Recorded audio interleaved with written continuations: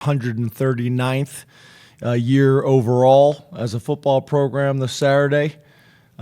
Just left the stadium. Obviously, it's pretty cool, all the work that's gone on to get West Shore home field at Beaver Stadium ready to welcome the fans back. I think, from inside the stadium looking up, it looks and feels a lot better probably than what I anticipated, considering we're in the middle of a stadium project. So I think that's a real positive. It's been impressive what they've been able to do. So excited about the environment that we'll have in the stadium. And then wanted to give a shout out to Gary Danielson, who will be here with CBS this Saturday. His 36th and final season. So pretty cool to be able to have him come back. And we're excited about the season. Obviously getting into Nevada and Coach Choate, who's done a nice job there. These games, I think for everybody in college football now, they're a little concerning. And what I mean by that is when you have 54 new players, it's hard to really have a good understanding and a feel of who you're going to play. This could be a team that could go on and have a phenomenal year. It's hard to really project when there's that amount of turnover. Obviously we see this across college football. We're not a huge transfer portal team, although we do go into the transfer portal and do what we need to do, but there's some programs out there. I saw something the other day, 84 new players in a program in 1 year. So it is crazy. So 54 players that we got to get familiar with, which is hard to do in a week one game. So when you talk about their offense, and David Gilbertson, comes from a football family. If you look at him, there's some crossover with our staff as well, and kind of the history of our Penn State football staff. Was at Akron with Coach Moorhead, was at Oregon with Coach Moorhead. So there's some familiarity there and understanding of kind of how he was brought up, in the profession. Chubba Purdy, the quarterback, obviously a name that everybody's familiar with, a Nebraska and FSU transfer. At the quarterback position, and then wide receiver Marcus Bellin, who's a UTEP transfer. They're guys that we've heard and seen good things from.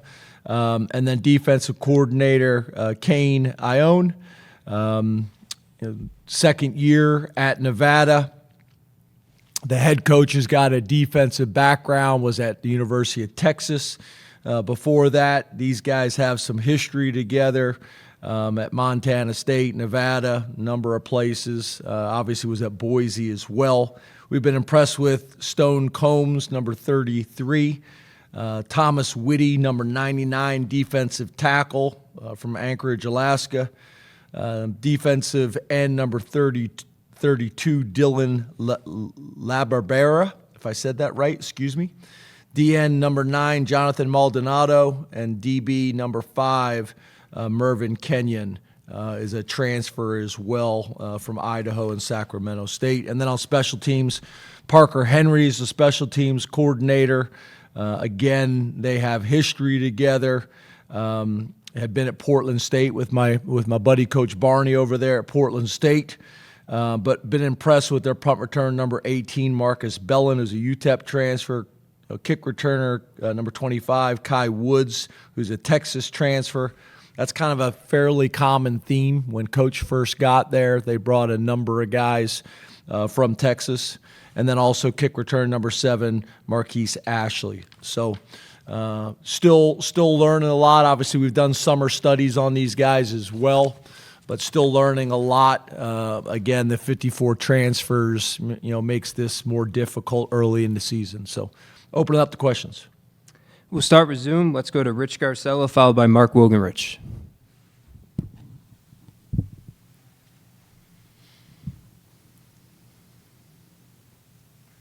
Rich?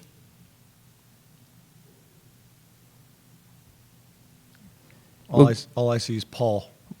We'll go back to Rich. Let's try Mark. Hey, James, how are you? I don't think I've ever been first. I appreciate it. That's why we did it, Mark. Thanks. I wanted to get your assessment of Devontae Ross so far in training camp. How has he looked? How has he progressed? And what do you think his role is going to be this week in offense?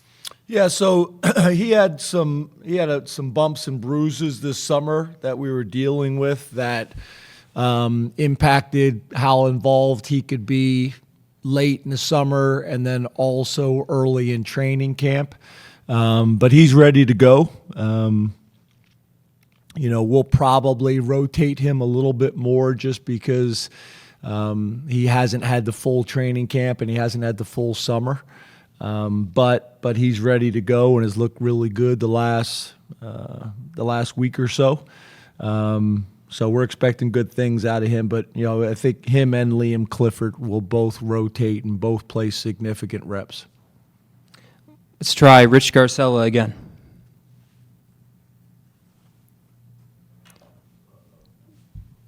Guess he's not there. Okay. Nope.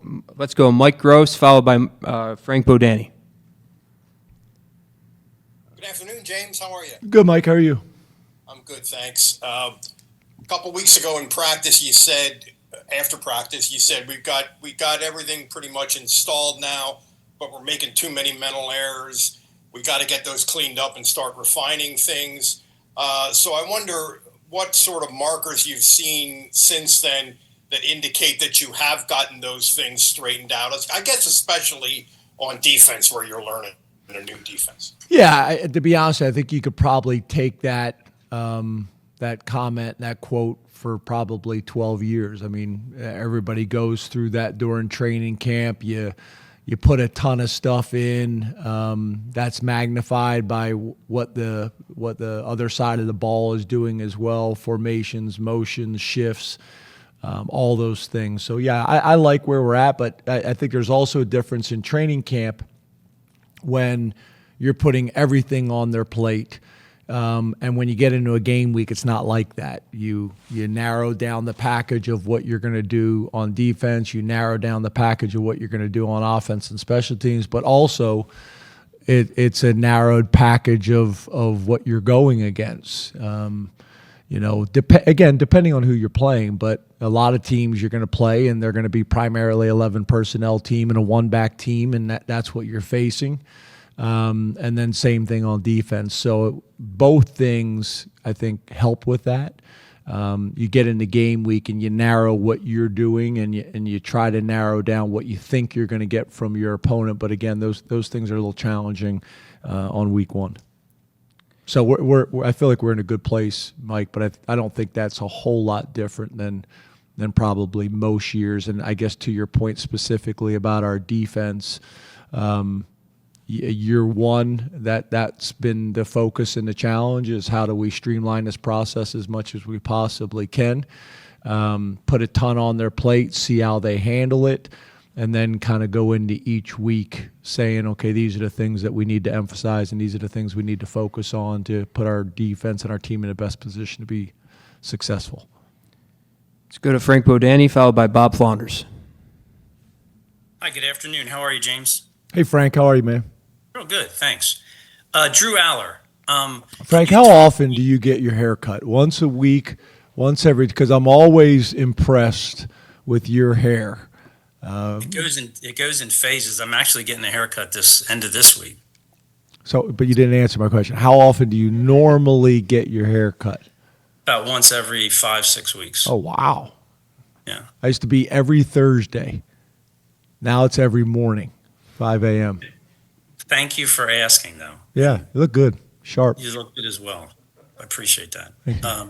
Question? So, okay, what was I asked? Oh, Drew Aller. That's right. Okay.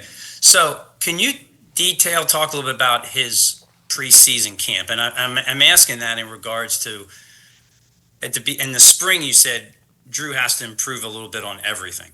Okay. How do you see him at all as a different, improved quarterback now, say, from the end of last season, from spring practice? Is there anything specific? Is there even an anecdote or just kind of an image from preseason camp you can kind of point to or share with us to talk about his growth or his improvement recently? Yeah, I guess I don't like the first quote you said, because those are the things that kind of, I'll say something and then all of a sudden that will be in the article or the headline says James Franklin that says that Drew Aller needs to improve in everything. I didn't think I said that. I think the question that I've gotten a lot is, what specifically does Drew need to improve on to get better? And I said, I don't think he's got one kind of glaring area of weakness. I think he needs to do what he's done over his time here at Penn State, which is get a little bit better in every area. So I think they're two very different statements in my mind. But yeah, I see him. His body has changed. He's more athletic. He's faster. He's more explosive. He's done that every single year since he's gotten here. Same thing from a leadership standpoint. He's gotten a stronger and stronger voice. And more comfortable doing that. I think most guys in year one, they don't necessarily come in doing that. They just want to focus on doing their jobs. I think that's a natural evolution. In terms of completion percentage and touchdown to interception ratio, he's been as good as anybody in the country in those areas, and really in Penn State's history. He's part of those arguments. So he's just kind of kept chipping away at it. I think a big thing for him and us this year is building the chemistry with the receiver and tight end group. So whether that is Khalil and Luke and Rapp, or whether that is the freshman wideouts that we just got on campus, or whether that's the year two guys, or whether that is obviously the transfers, at the wide receiver position that we brought in as well, building that chemistry.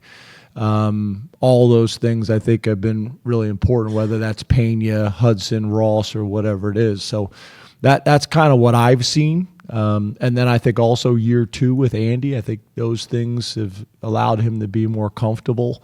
We're putting a ton on his plate. I think his probably greatest superpower is just how football smart he is, especially when you talk about protections, being able to, readjust our protections and put our offensive line in the best position to allow us to get our running back out as often as possible to stress the defense. So I see him getting better in all those areas, and I think he took another step, but until we get out on the field and do it, it's just me talking about, the gains that I have seen in the offseason and really over his 3 years. But it's not one specific area. It's a little bit in every area. And in terms of an anecdote that would show that or illustrate that, I'm not sure if I have one. He's very steady Eddie. He's very steady Eddie in his approach. He's got a very workmanlike approach in the weight room, in the film room. One of the things that I do think is probably an interesting little piece for you guys is we got a number of guys, probably about 10 guys this year, and Drew's one of them.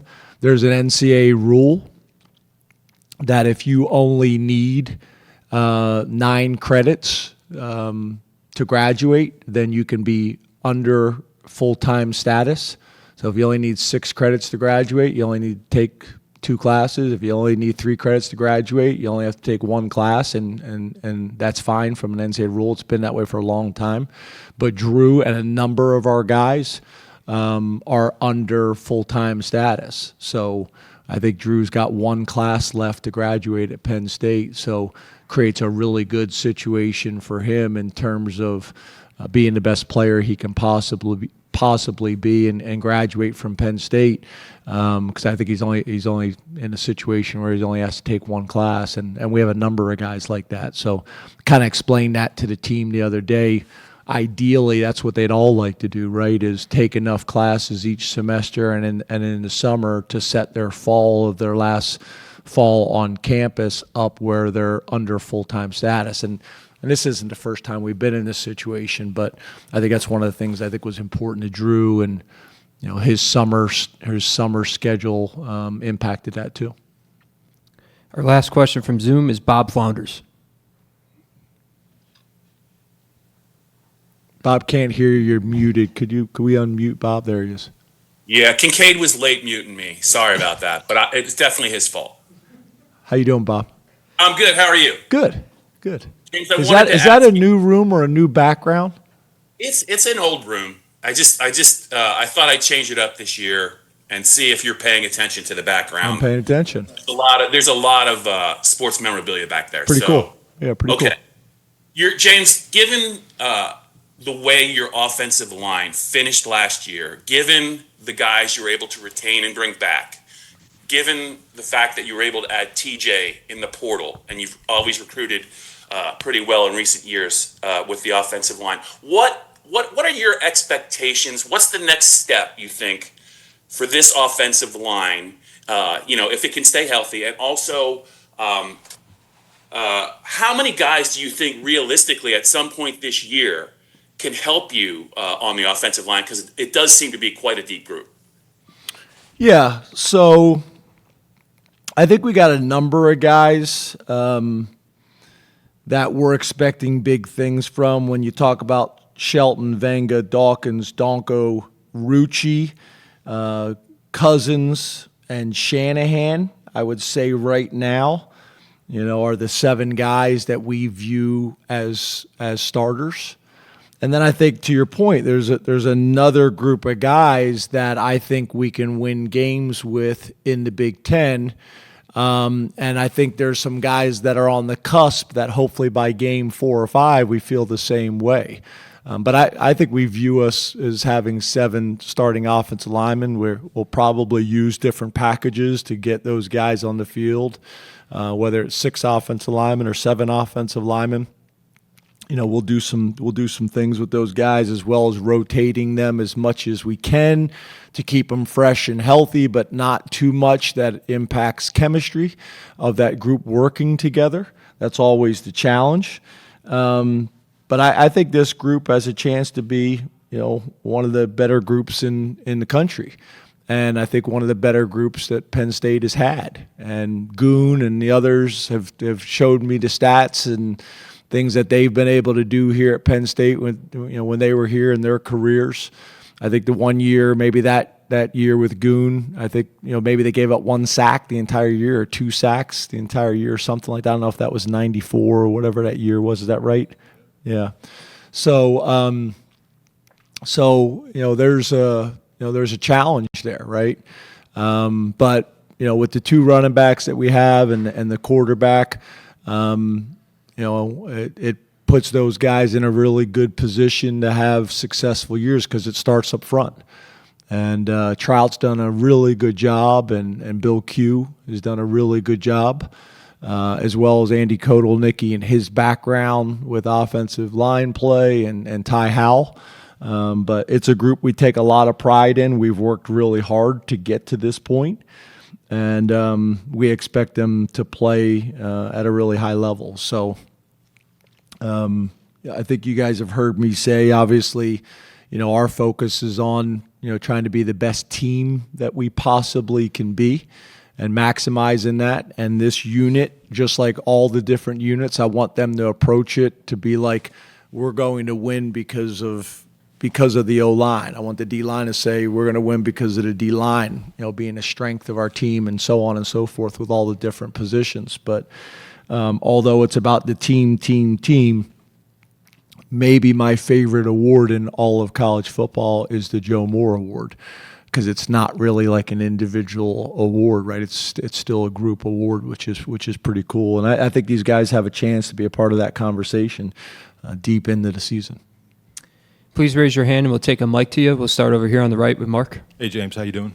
Hey, Mark, how are you? I'm doing great. Can you take us through your green lights? Are we gonna? I'm sorry, Mark. Can we try to get Rich one more time? He said he's on. He texted me. He said Yeah, he I was on. see him now. I didn't see him before. Rich, give it one more Can we try. give Rich one more try? Feels weird not to have Rich. He's waving us off like he doesn't want to do it now. Can you hear me now? Yeah, there you go. I haven't done anything differently. How can we Okay. start a press conference and not have Rich Scarcella on here? Well, there'll be a day when you're going to have to do that, unfortunately. Jeez, morbid. Hey, have you decided on your backup quarterback yet, and why? Actually, I wish we didn't go with Rich. Yeah, I think we're at that point. We are planning on sitting down with those guys today and have not had that conversation with them yet. So I'd like to do that first. But yeah, I feel like we're in that position. I don't think it is a clear-cut, wide margin. So that'll, I think, will continue to be a battle all year long. And then I think we all have seen, whether it's at Penn State or other places, there's also times where those guys get in the game and play really well, or don't play as well as you would like.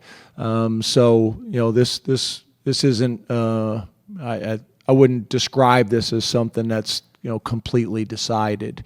But we have decided for game one kind of where we're at, and we'll have that conversation today. Mark? Green lights at this point. Can you take us through the guys and what have they done to kind of earn it? Yeah, I think, as you guys have heard me say before, it's about consistency, right? So there's a number of guys that I think could still end up being green lighted by game 4 or game 5 of the season.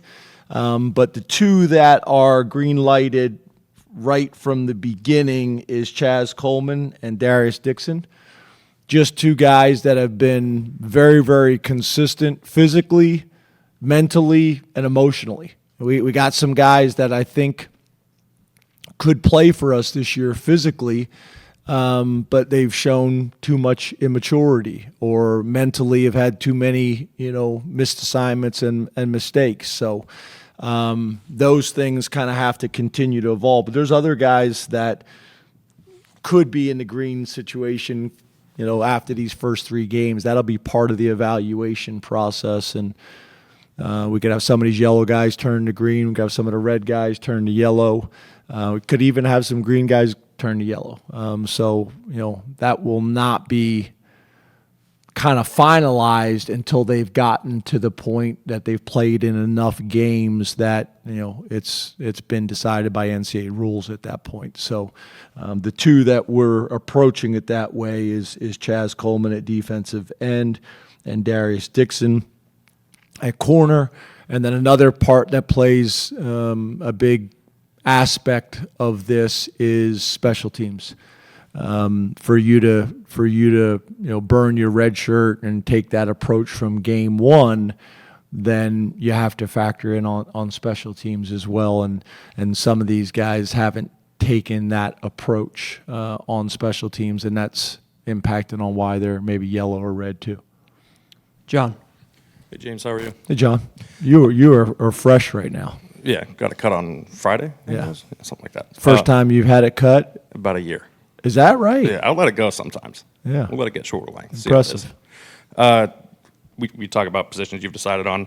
Have you chosen a starting safety next as a key yet? And how much do you plan on rotating at that spot early in the season? Yeah, so right now, Belgrave Shorter is the starter across, from Zaki. But those other 2 safeties we plan on playing a lot. We feel like we got 4 safeties we can win with. Belgrave's probably a guy that there wasn't a lot of conversations going on outside of the Lash building, but led us in interceptions and turnovers. This training camp, been very, very consistent about how he's gone about his business.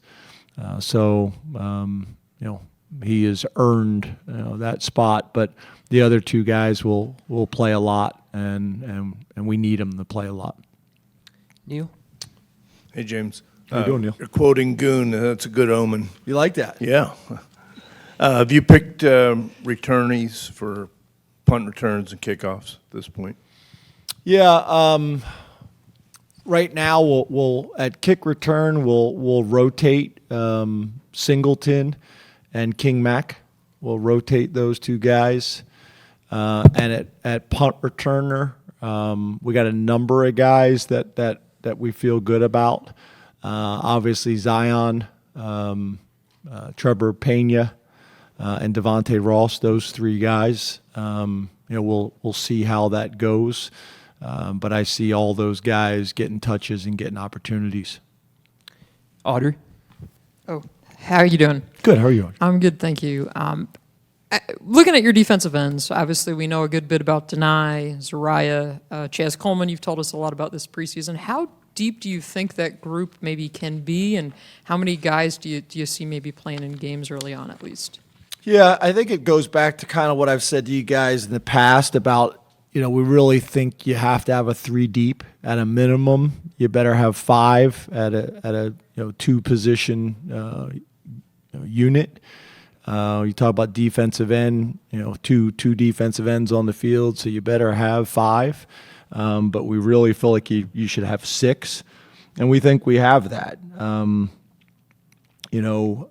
Fisher and Coleman and Dennis Sutton and Harvey and Williams, and then the other guy that is kind of right on that bubble of green lighting that most likely will play in these first couple games as if he's going to play all year long as Kamaju. He's really had a really good spring and then had a really good camp. So we feel like we got 6 guys. Mason Robinson is another guy that we're very, very high on, but Mason has had a number of bumps and bruises that have really impacted his ability and time to compete. So getting him back, with us kind of full time and over a period of practices, just hasn't practiced consistently enough to be a part of that group. But he's a guy that when he has practiced, we've been very high on. So that would give us 7 guys. That we feel good about. Fish is still kind of working through, coming back from his injury. So that would give us 7 guys that we feel like we can play with. And then just depending on some of them freshmen, their development and some bumps and bruises, depending on whether we have 5 or 6 going into each game that we feel like are ready to contribute and help us play. So we're young there, but we feel like there's a lot of talent in that room, and obviously these first 3 games are going to be really important. Back left corner, Allie. Hey, how are you? Hey, Allie. I wonder in the opener, how much are you trying to establish an identity here? You have so many new pieces in certain positions. Do you balance wanting to test those out while also knowing you've got 11 more games and you don't want to show too much right out the gate?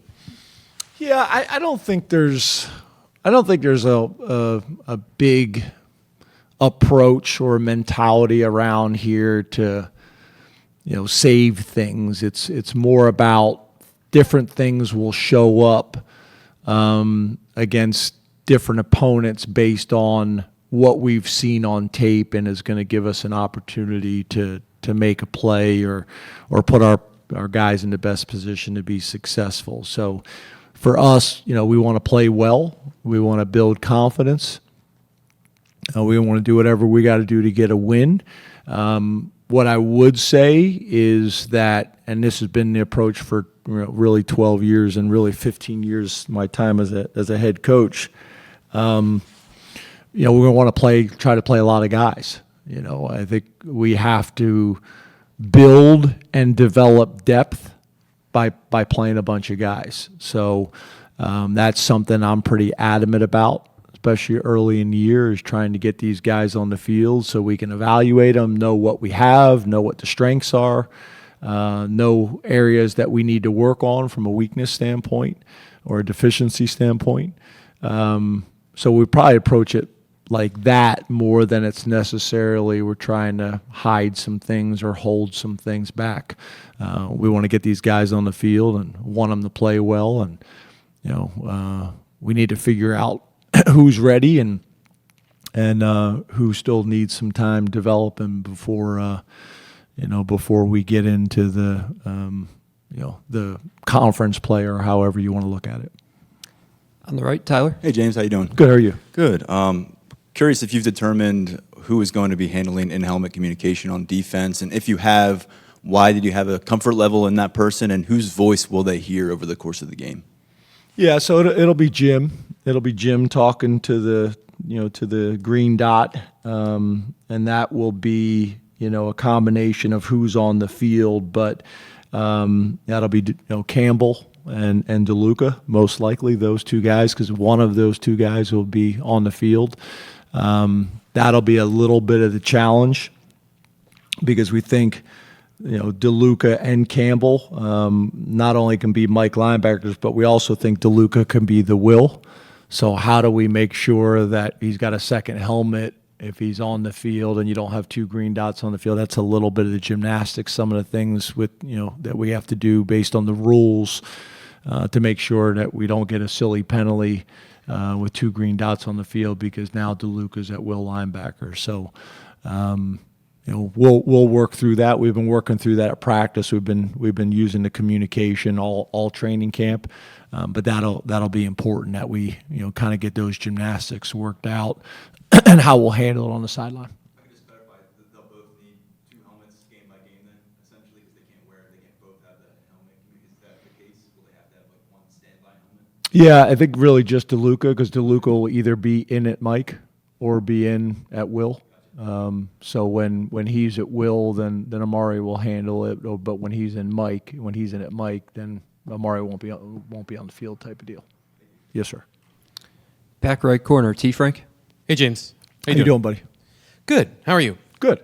Appreciate you asking. Want to ask you about your nickel position and how it evolved over the offseason. So obviously last year Zion Tracy kind of secured that position for you, but also according to PFF missed 15 tackles. I think it was roughly 39% of his attempts. So what did he do this offseason to prove to you in a position that's going to maybe demand more of him from a schematic sense to earn that position so far, and how all that worked out? Yep. So a couple things. Zion, Woosley, and Dinkins, those three guys are playing the nickel position, and we feel really good about all three of them. I appreciate you bringing up PFF, and I know PFF is a tool for a lot of people, including coaches, but sometimes it's difficult for PFF and others to grade players when they don't technically know the responsibilities and things like that. But I think your point still is a fair one. Zion, like all these guys, are developing players and did some really good things from a coverage standpoint, did some really good things from a return standpoint, but he's a young developing player who's getting better and continues to do that both in the run game and in the pass game. Experience counts. He's got a full year under his belt. He's bigger, stronger, faster. And I also think just schematically some of the things that we'll be asking not just Zion to do, but our whole defense to do is one of the big reasons why Jim is here, right? Is how can we put our players in the best position to be successful? How can we break tendencies? How can we be more challenging to the offense and more stressful to the offense with different schemes that look the same? How can we be less, in terms of coverage diversity, so that we're not in a situation where people know we're in man coverage and then are giving us all man beaters? So all these things, whether it's coverage or whether it's run game, when you play a little bit more zone coverage and you have more defenders with their eyes on the quarterback or eyes on the ball, can allow you to be a better cover guy in terms of interceptions because you see the ball, but also be able to trigger in the run game more. But I expect Zion to have a big year for us, and again, I think all those things I mentioned, some of the scheme things we're doing, I think are going to help him. I think the other thing is we were more of a 4-3 defense last year, which played nickel, and we're going to be more of a major in nickel, nickel personnel now and sub to 4-3, when we need to for matchup reasons. So I think all those things will go into, as well as just Zion having a year under his belt and a lot of confidence and experience. Got time for one more question on the right, Daniel. How's it going today, James? Hey, Daniel. Not used to seeing you without a hat on. Well, I also got a haircut over the weekend. Look very nice. So, appreciate that. Yeah. Is that like first day of school cut or first week of the season cut or just time to get a cut? Try to get a cut before the season and happened to see my girlfriend who cuts my hair this weekend. So she took care of that. Very handsome. Thank you. In the past, you've talked about wanting to have a 2 deep at each wide receiver spot, essentially a 6 deep. Do you have that right now? And if not, what are you looking for out of the competition for guys to step up into those spots? Yep. So combination of Hudson and Howard. Howard's another guy that we look at, that we think is going to play. Haven't truly green-lighted him yet because we want more out of him on special teams. Pena and Denmark and Ross and Clifford. That's the 6 guys right now that I would say are part of that conversation. There's some other guys that you can make arguments, by the day. But that's probably the 2 deep going into week 1 for us, and feel good about it. Ross and Clifford will play a lot. I could see Pena and Hudson will determine that this week, whether it's a rotation or whether it's a tap system. We'll decide that as the week goes on. And then also, do we tag certain plays for certain guys, which we'll do that as well. So, yeah, I feel like we have a 2 deep that we think we can win with. And obviously we got one freshman that we're factoring in there who's, really had a nice spring, had a really good summer, and had a really good training camp, but just need him to have a bigger role on special teams. And I think that's one of the challenges culturally that everybody deals with, right, is receivers in high school pretty much are just returning punts. They're not blocking on special teams and tackling on special teams, and getting that group to have a bigger impact on special teams, I think is important for their development. And I also think it will help us in terms of some of these guys that we're trying to decide, a lot of these freshmen that we're trying to decide whether to green light or not, whether that's receiver or any other position. Special teams will play a major factor, in those decisions. Thank you very much, Coach. Thanks, guys. Have a great day.